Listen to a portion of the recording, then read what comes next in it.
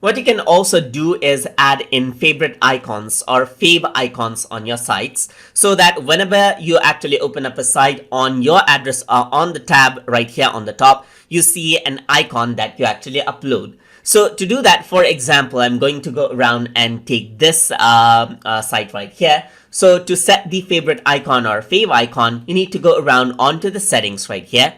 And over here on brand images, you can see under fave icon, you can go around and upload out an icon right here. So I'm going to click on upload, and then what happens is that I can go around onto the drive that I want and select out an image that I want right here and click on open. So once I do that, you can see that image has been uploaded as a fave icon right here.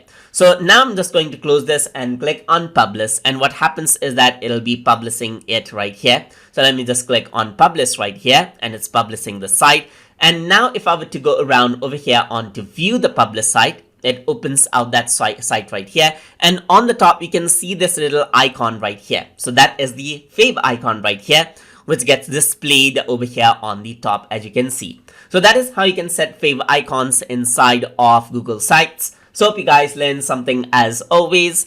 And as always, please like, comment, share, and subscribe.